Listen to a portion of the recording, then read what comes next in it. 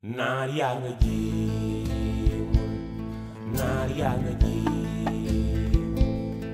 naar yaa nga jéem way ko yombul man maa ngi way naar bi ci jéem way ku maamam dari yo ne jàppee na naar yaa nga jéem naar yaa nga jéem naar yaa nga jéem way ko yombul man maa ngi way naar bi ci jéem way ku maamam dari yo ne jàppee na naar yaa nga jéem sooy boo bëgg naar sooy boo dema ñaan.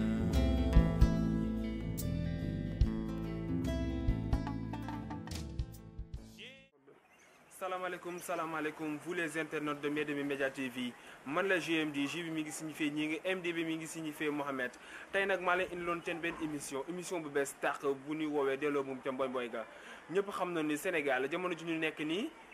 jikko yaa ngi ruus ñëpp xam na ni Sénégal jamono ji ñu nekk nii li ñu fi maam yi bàyyi loon mi ngi wàññeeku par benn émission boobu nag du ma ci wéet du ma def leen dul bàyyi leen du leen jox leen rendez-vous sur le plateau. Cheikh bayti ndaka joorey samaam sëriñ nooy samaam sëriñ Moustapha mooy sa baay moom la ñuy jooy duñu noppi waaw moom di ko jooy duñu feral li rangooñ amar naar amar naare amar naar. kon ni ma leen ko waxee woon ci njëlbeen bi émission bi du ma ci wéet dinaa ci ànd ak ñi nga xamante ne nii moo di Mame Khadim Tall artiste musicien bu mag nekk fi nga xam ne moo di Saint-Louis dëkku Mame Coumba Ba dinaa ci ànd ak tamit ki nga xamante ne nii moo di Serigne Ndar DG Mbédémi TV duñ def leen jox leen lu nuyoo Serigne Khadim. waaw ñi nga maa ngi lay siyaare bu baax di rafetlu di Serigne ñuy tamit Serigne Ndar di kontaan bu baax a baax ci émission bi ndax émission bi comme ni nga ko waxee maanaam lépp loo xam ne maanaam démb la ñuy xool maanaam tibb ci xoolaat ci tey loolu boo ko ci woowee damay sawar ma lay siyaar bu baax. delloo ziar Serigne Khadim Tall duñ def leen dul jox kàddu gi ki nga xam ne moo di Serigne Ndar DG Mbédémi TV Serigne Ndar nuyu nañ la. waaw asalaamaaleykum JM di kontaan comme ni ko Khadim waxee rek sama naataango ma am contentement aussi bokk moom tey plateau bu riche bi nga xam ni ñoo ngi koy diffuser si Mbédémi TV di benn chaîne web bu nekk fii boo xam ni ngi def liggéey bu am solo waaw ñuy ñaan yàlla rek yal na yàlla def ba fi suuf suñu njort tey nag li ñu war a waxtaanee dafa am solo nekk xale taxul ñàkk xel parce que dañu ni xel puso la xale da koy for mag da koy for tey boo nekkee xale bu ndaw am xel mu sell comme nii woow ñu ci ñun dañuy bàyyi suñu lépp di nuyu bu baax sama naataangoom Mame Khadim Tall bi nga xam bokk naa ak moom plateau bi borom basin bu jaune bi xam naa moom bëgg naa moom balaa muy ràpp rek mu jox ma jërëjëf comme ni ko Serigne Ndar waxee rek nekk xale teewul nga am xel moom puso bu réer la rek mag da koy for ndaw da koy for ba tax na suñu première ponk bi ñuy waxtaanee mooy ndaw ak société maanaam xale ak société naka ngeen mën a jàngatee loolu. waaw point bi nga laal dafa sensible Khadim point bu sensible la laal parce que bu ne ndaw ak société bañ na ba fii Sénégal dañu am slogan la jeunesse est l'avenir de demain xale yi ñooy avenir suba kon xale wër nga defaru farluwaat bu baax a baax ba ñu mën la tàgg mën la kañ mën la naw ëllëg jeunesse ak société ni ñu ko jàppee man mooy tey société bi dafa soxla ñoo xam ne ñoo tey représenté ëllëg te tey boo ci nekkee li nga war a mën a def dëgg ba tax na ñu lay naw mooy na nga moytu yenn yi nekk jeune sa bëgg-bëgg da nga ko war a gàttal surtout boo nekkee réew yi toll na Afrique mu wóor la ni Afrique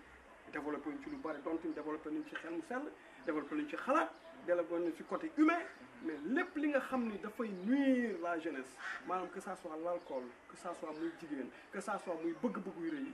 loolu defe naa ni boo ko moytoo dina mën a fekk lu lay jëmale ci kaw ci kanam. waaw ndax suñu xarit ndax bëgg bu yooyu noonu parce que gis nañu Sénégal jamono ji du nekk ni loolu moo fiy dox on peut dire de manière générale sexualité ndax bëgg yooyu noonu ndax jeunes yi mën nañ ko dindi ak yenn solution lañ leen mën a jox yoo xamante ne ni dina mën a changer réew mi di Sénégal si ndaw ñi. ah bisimilah ah. waaw maanaam wax nga lu am solo parce que xam nga boo waxee jeunesse ak société boo waxee pour man sax dafay wax bu jug parce que société ndaw donc te it olof day wax lu am solo olof nee na maanaam tegale bu guddee te daanuwul te jiitu moo jug tey nag xale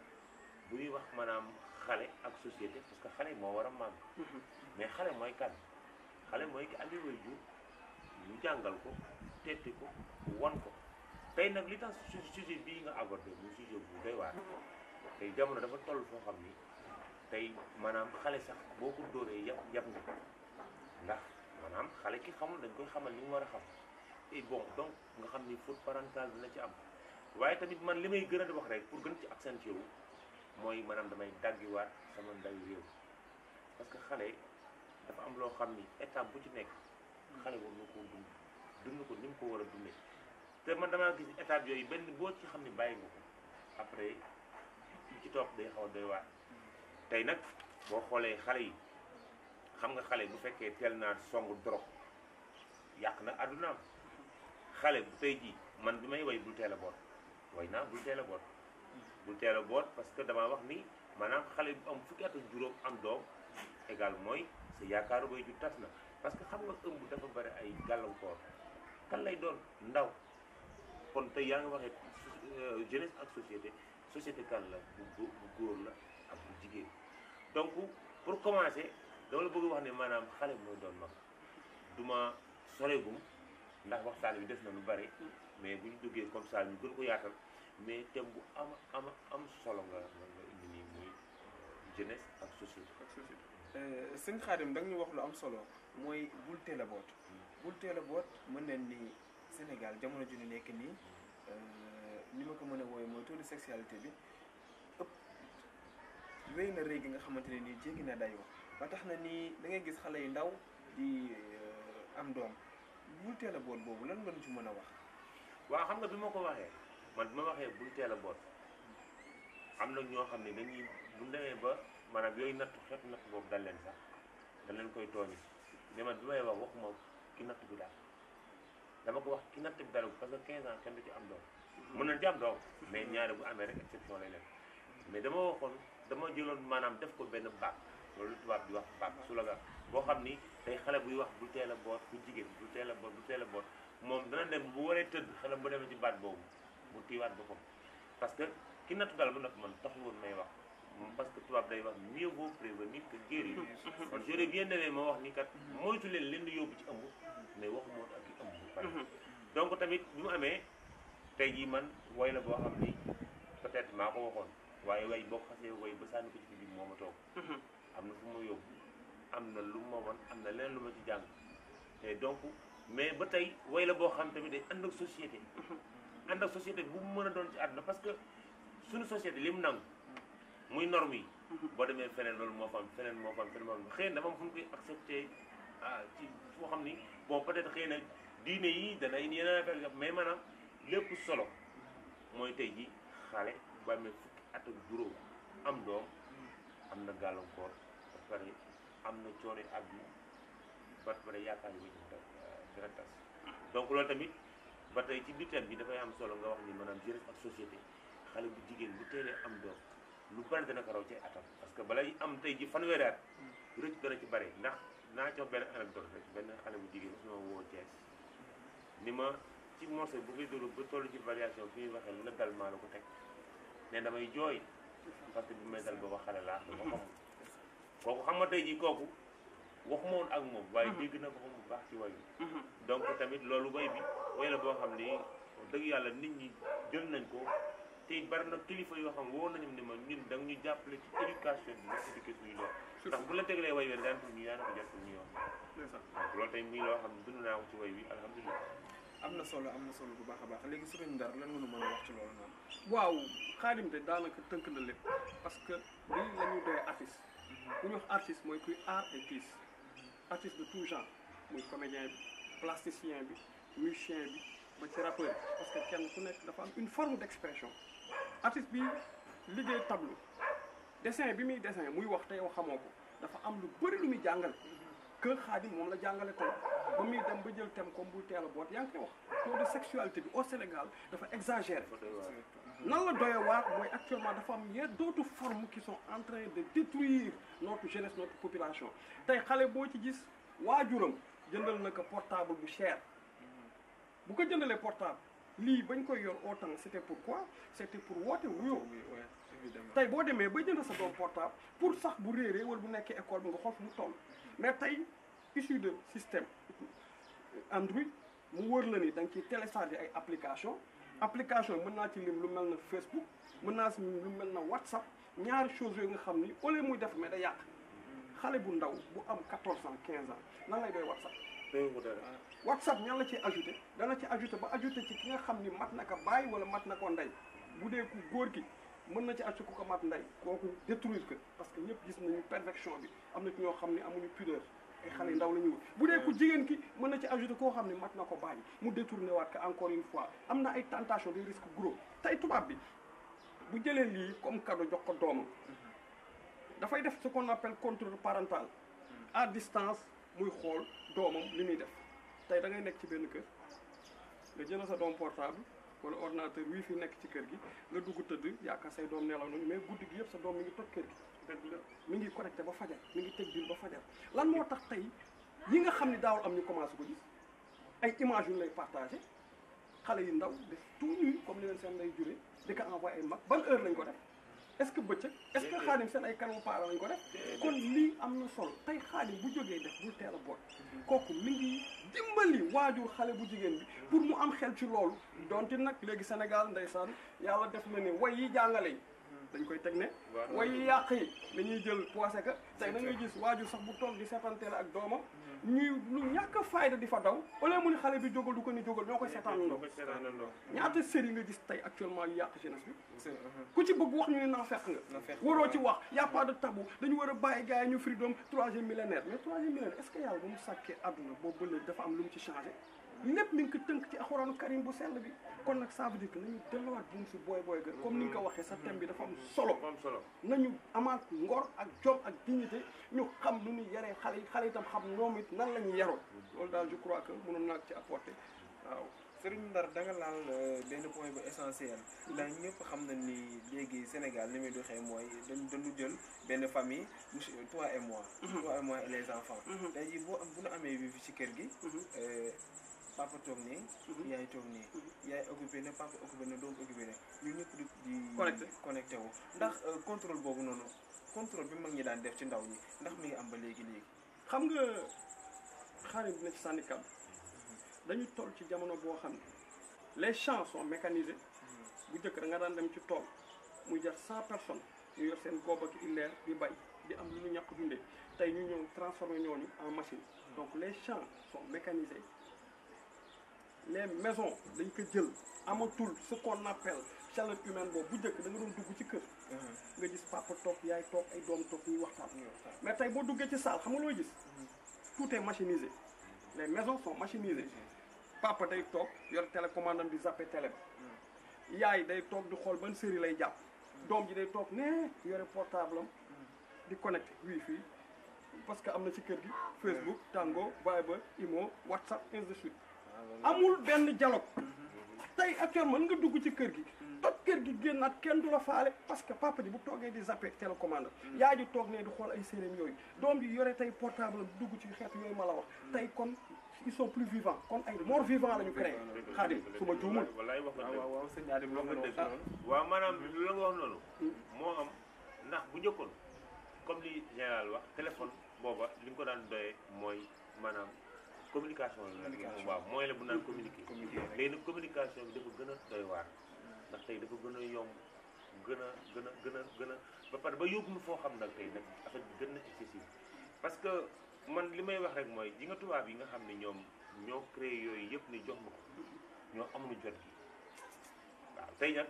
comme li nga wax léegi lu doy waar la parce que da ngay jël sa doom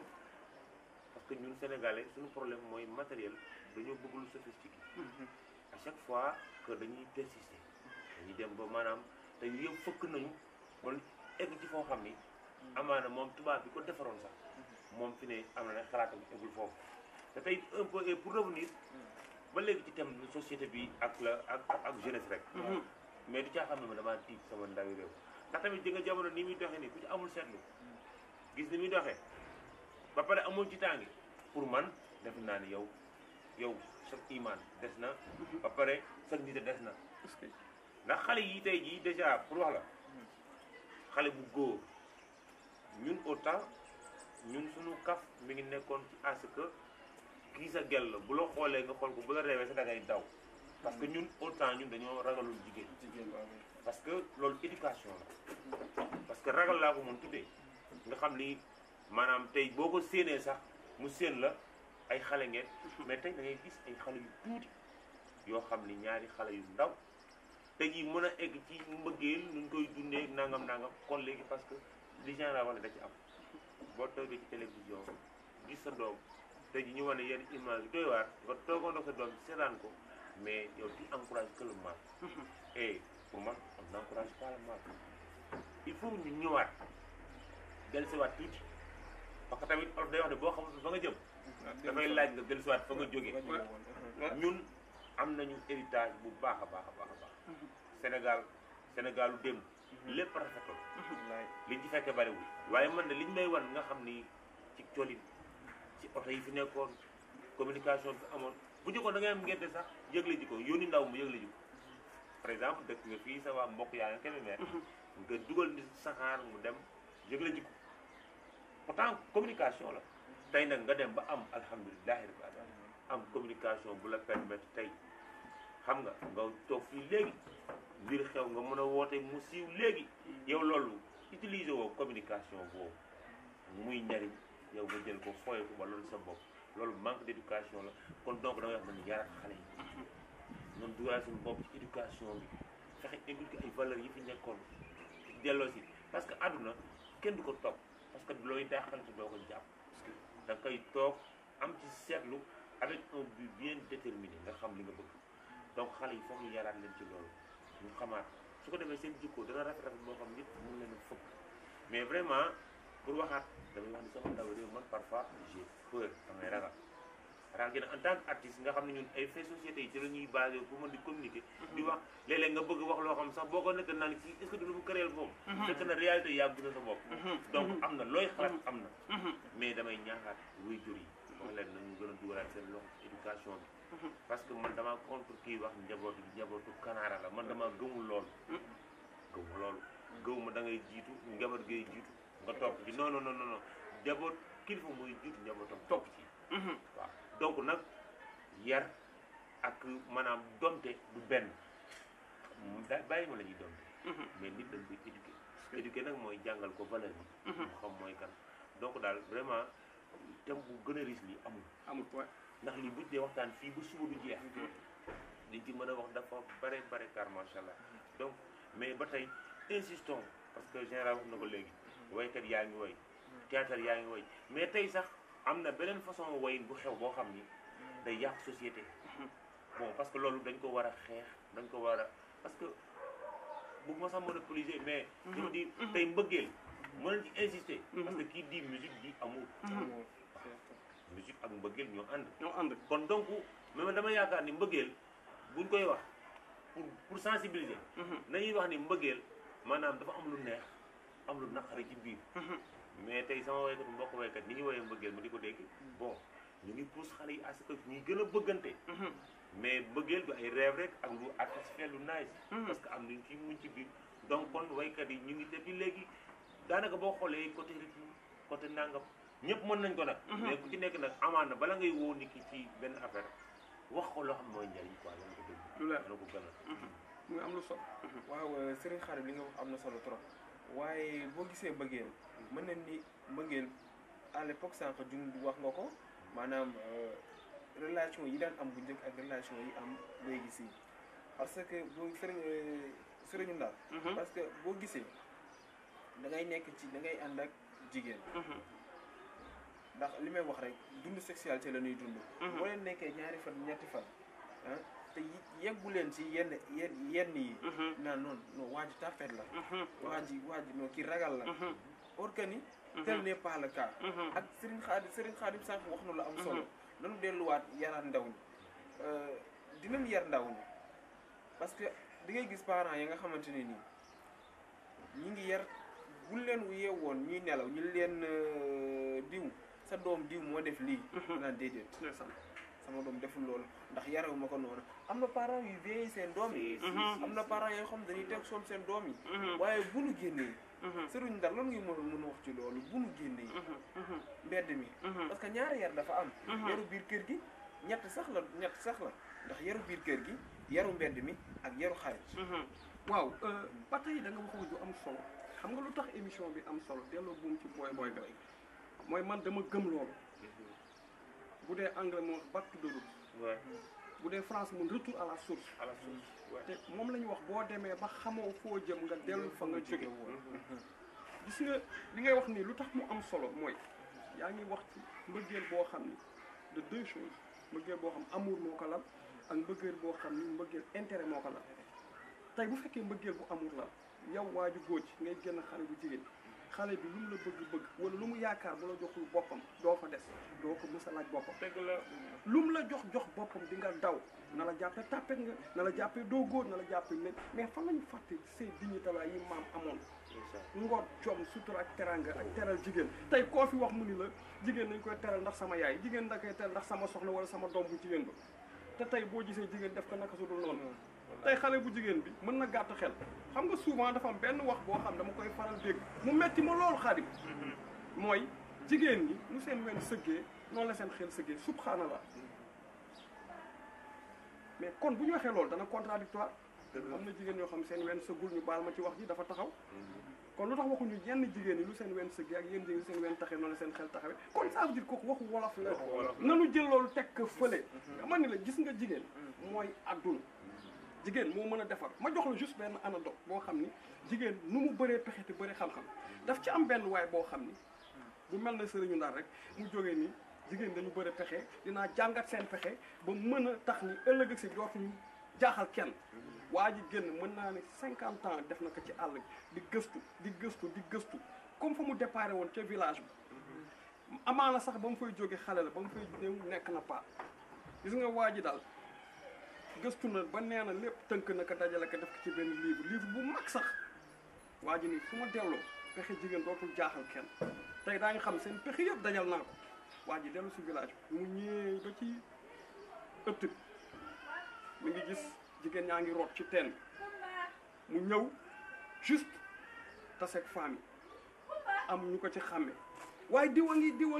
mun leen xaw ma diwa ngi xaw ma gis nga bu ma noppaloo ba dajale leen bu yeboo nga xam seen pexe fi lay yem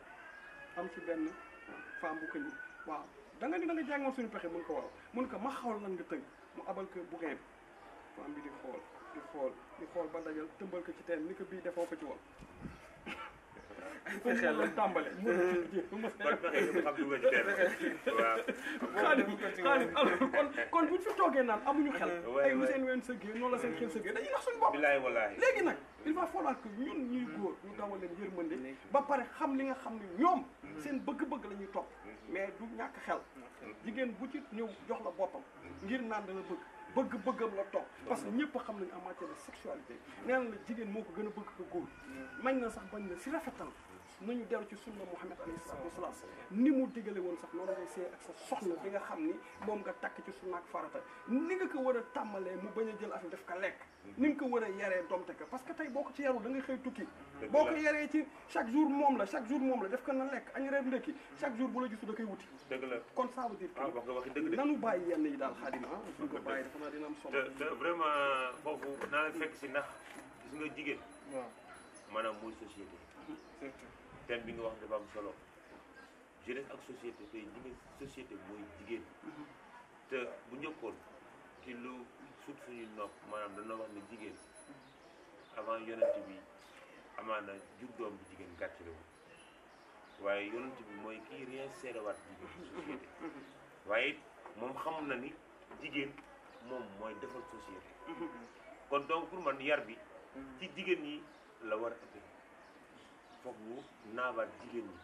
parce que bu ñu waxee jigéen muuru bu ñu waxee jigéen parce que c'est pas forcément jigéen bu nekk muuru man waxuma kenn muuru looy bëgg la parce que mën ngaa muuru gën a bon ku muuruwul waaw mais dama bëgg a wax ni maanaam dafa am benn que jigéen mooy yóbbu boppam mooy indi boppam mais sànq wax nga wax bu am solo da nga wax ni maanaam tey xale yu jigéen ñi koo ci doxaan seetu ko am na foo xam bu ngeen fa yëg lay wax ni moom yambar la c'est parce que jigéen moroomam moo koy defar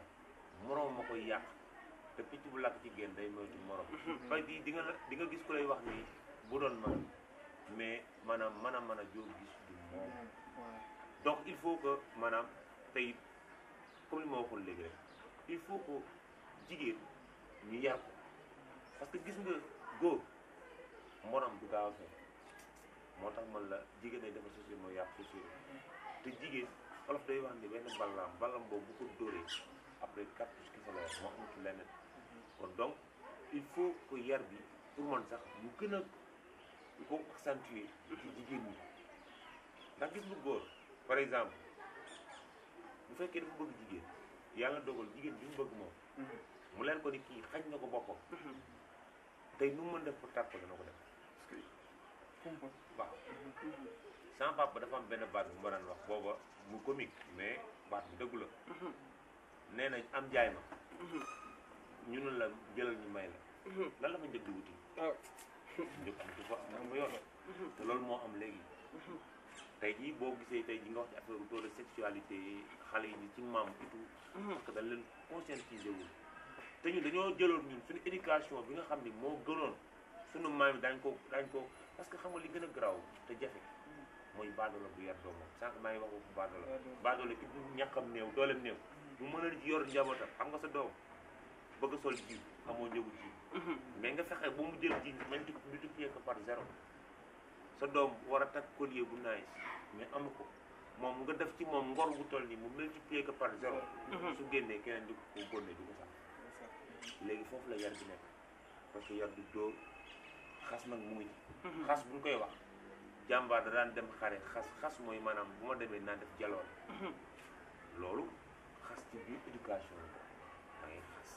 te la wax ko ni ko kat sa juróom-ñaari maam def nañ nangam kon yow waroo mu di pusi mu réer ci yow nangam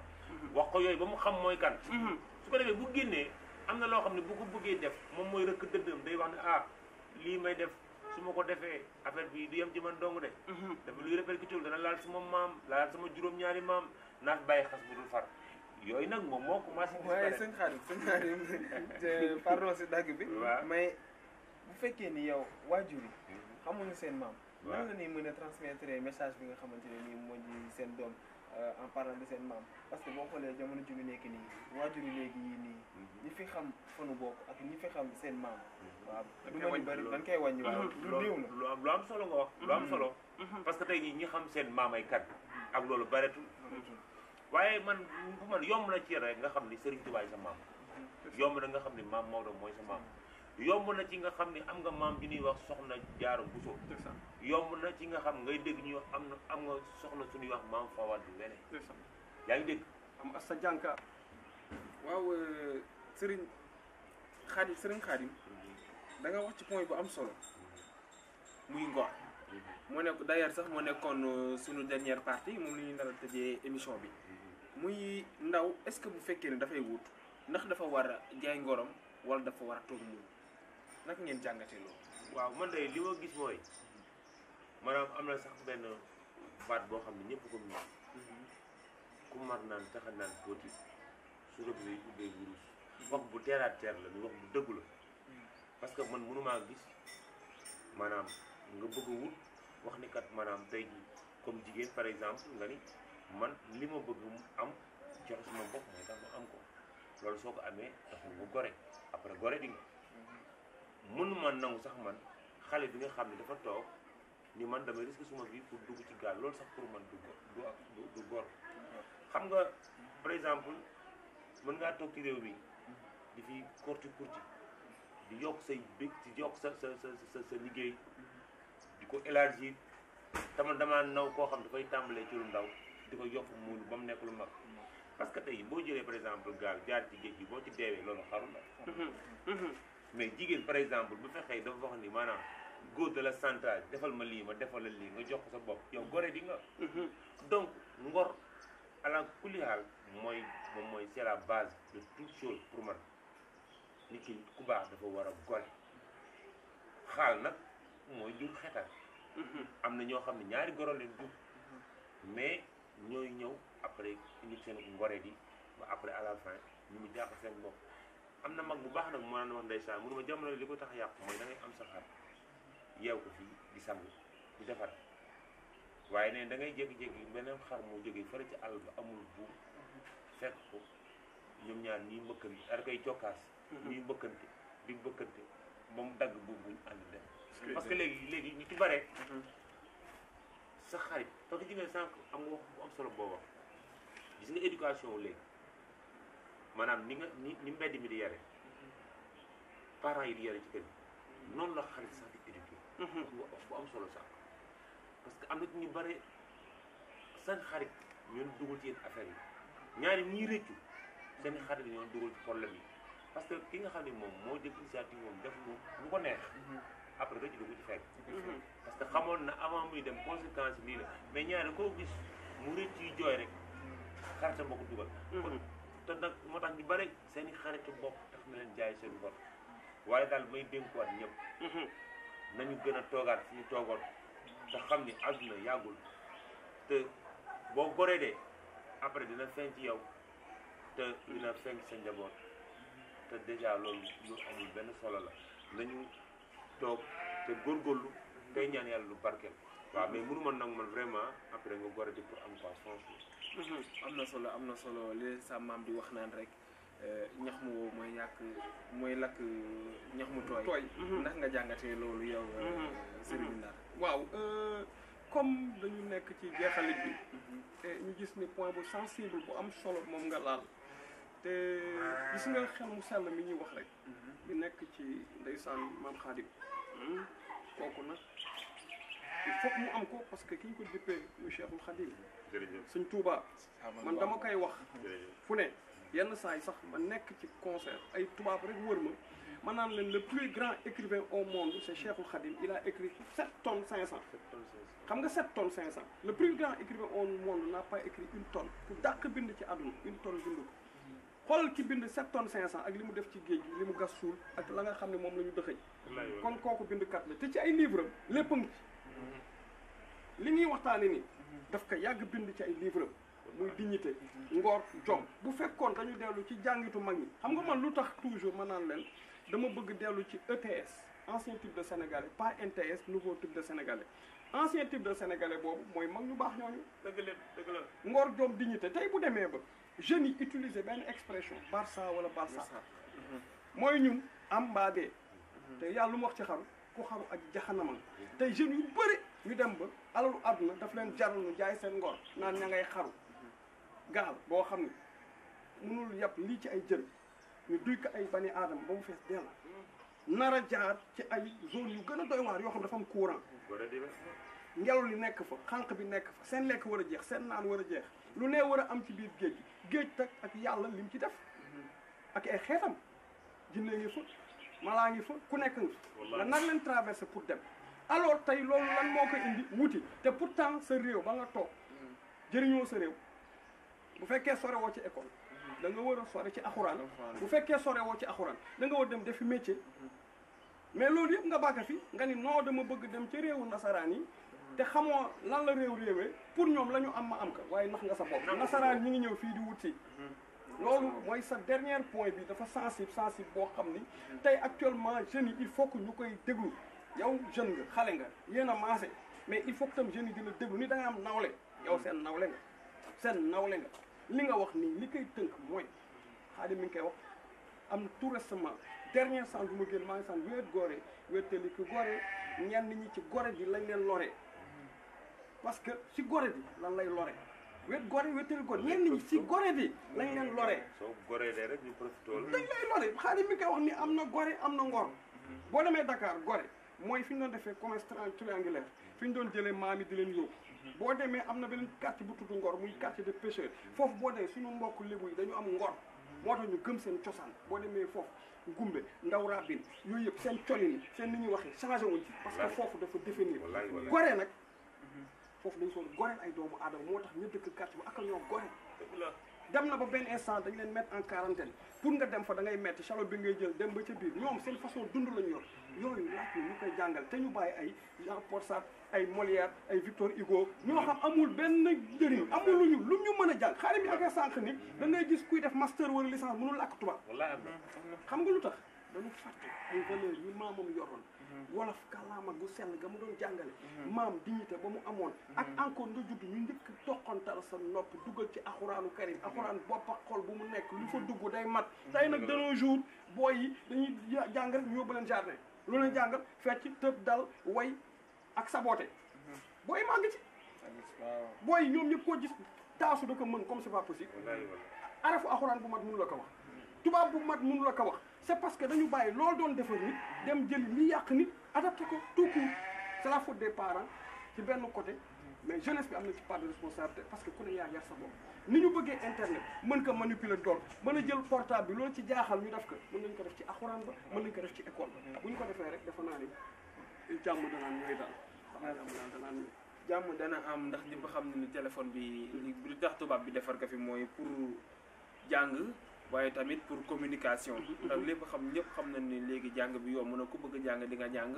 soxlootul sax nga dugg ci marché bi naan damay wut téere alxuraan wala may dugg ci marché waaye damay wut n'importe quel livre tey jii boo demee ci bibliothèque du monde di nga ko fa fekk lépp loo bëgg xam ci monde bi ak lépp loo bëgg jàng ak xam-xam boo bëgg di nga am waaye ñun ñooy perte suñuy valeur di teggi raay bi ana jeunes ñi xam dañuy teggi raay bi lan nga leen di wax waaw jeunes yi teggi raay bi mooy jeunes yoo xam ne dañuy gis ni fi ñu teg seen tànk xëy na mooy foofu dañu réer ndax ku teggi raay teg ka feneen xam nga raay moom bu nekk suuf dañ ngiiroo boo ko teggee teg ka feneen da ngay ngiiroo boo ngiiroo li lay dellu il faut que delluwaat ci mag yi ñu wax leen fa nga ko teg du foofu fenn rek il faut que tamit jeunes ñuy wekk mag ñi parce que dafa am benn dicton boo xam ni dafa am solo ma koy dégg le respect des anciens un vertu bien sénégalais gis nga loolu ñuy faral di wax naan le respect des anciens un vertu bien sénégalais loolu man dama ko wekk dama ko naw tey da ngay dugg ci kaar mu fees loolu ay xale ndaw toog ay mag yéeg xale yi siida nañu jóg ni mayal mag ñi tey da ngay dem SDE wala feneen di rang mag mi ñëw danti heure yooyu yow nga teel ko kii siida nga ko ni papa jëlal sama place yooyu yëpp ba ci hôpital yi ba ci feneen mën nañ ko lim ba suba kon tey jeunes yi dañu ngiroo tout court xaarim su ma juum waaw mais effectivement xam naa pour résumer rek déjà li nga wax noonu mooy lu ci nekk ndax boobu léegi ñu ci xale yi waaye nan dàggiwaat mag ñi tamit ndax tamit xam nga dañuy société bu xam ni ni ñu moole te muy lu rafet nag wax dëgg yàlla dafa rafetul nga xool mag ñi ko juum na waaye tamit nañu waxaat mag ñi nañu gën a delluwaat fa ñu fa leen mag ña tegoon ñoom ndax tamit àdduna da ngay leble bor rek baa ngay fayeeku bor te waruñoo mujj puso bi ñu réer seen loxo il faut que tamit mag ñi ñi fi des ñu jàppale xale yi fi nekk xamal leen ni ñoom ñooy kan te gis nga Sénégal ñun nañu wax alhamdulilah rabbil alamin ndax sous région bi yëpp a ngi tàkk te li ko def lépp amaana boo xoolee perte de valeur dana ko def te tey lu mun a am tey ñun suñu xeet yi différents yi am suñu biir gis nga brassage am nu mu diggante ni mu rafete loolu lépp dafa neex muy loo xam ne lu fi war a sauvegarder dafa bari kon donc nañu gën a jàppalewaat mag ñi lay wax nañu jàppalewaat xale yi éducation am na solo parce que li ngay wax léegi nii lu am solo la te léegi ñu ngi commencé perdre parce que xale yi xamatuñu ñoom ñooy kan te ku xamul yaay kan nag mënoo defar kenn boo xamul yaay kan mënoo defar kenn parce que nit ki sa jikkoy bopp ju baax ci ngay defare nit donc vraiment pour résumer dama lay bëggee bu baax a baax di la wax ni vraiment yow it émission bi ñun dañ lay encouragé te di la xam li comme li général Ndar wax doo ci wéet te ndax vraiment tey jii ñun nous sommes des porteurs de voix ñun ñoo yore baat ñu amul baat tey jii émission bi bu ko ñëpp seetaane ku ci ne di nga ci dégg wax joo xam di nga jàpp ne général Xës yow lay waxal wala Xaadim Taal mii man lay waxal wala nga gis ci koo xam ne Xaadim Taal lijjanti na problème am wala général le problème parce que ñun on est là pour ça et donc ñun yow mii ñun ngay dimbali waaye ñun tamit dañ lay encouragé da la wax ni vraiment incha allah dan lay wax rek yow ca kaw ca kanam waaw di la bëggee bu baax kontaan ci yow bu baax a baax ñi ngi suñu jeexalatal émission ni ma leen ko waxee woon sa njëlbéen bi rek émission bi moom xam ngeen ne du ma ci wéet dama ciy ànd ak sama kilifa yooyu sama papa yooyu di Serigne Khadim ak ki nga xamante ne nii moo di Serigne Ndar waaw di leen wax ni nag mën ngeen ñu seetaan ci chaîne bi nga xamante ne nii mooy Mbedd mi Média TV Mbedd mi MBED plus loin MI nga def Média TV boo duggee foofu rek di ñu fa fekk di leen jox di daje beneen numéro delloo moom ca mboy mboy ga asalaamaaleykum wa rahmatullahi taala wa barakaatu. kon asalaamaaleykum waaw xanaa comme ndox mooy jàmm waaw ni nga koy waxee xanaa ndox mooy jàmm waaw ñu tubaabe tuuti dafa ala santé santé la jaajëf waaw kon nag delloo buum si booy booy ga ak ñing bi nga xam ne tey moo leen koy defal ma partagé ko ak Mame Khadim bu leen ko raté seetaan leen ko seen njëriñ la asalaamaaleykum may naan ak ñëpp jërëjëf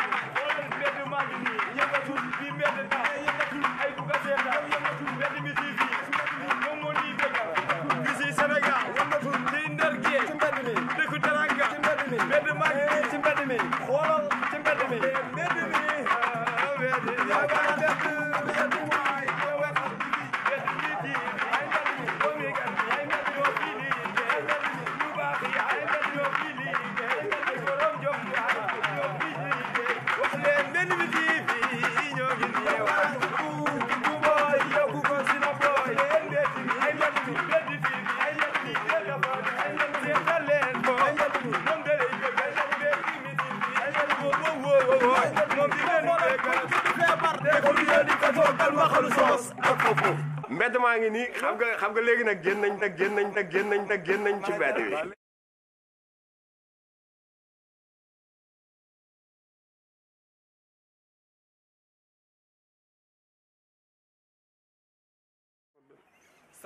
salaamaaleykum vous les internautes de Mbedd mi Média TV man la GMD J bi mi ngi signifié ñi ngi MD bi mi ngi signifié Mohamed tey nag maa leen indiloon seen benn émission bu bees tàq bu ñuy woowee delloo moom ca mboy mboy ga ñëpp xam na ni Sénégal jamono ju ñu nekk nii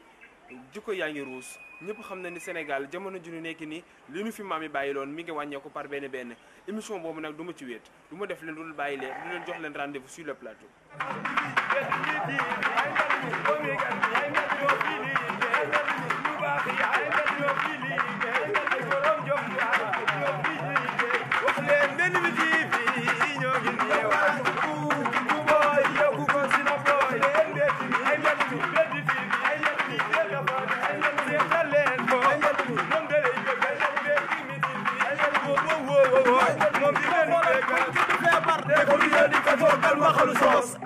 mbedd maa ngi nii xam nga léegi nag génn nañ ci mbedd bi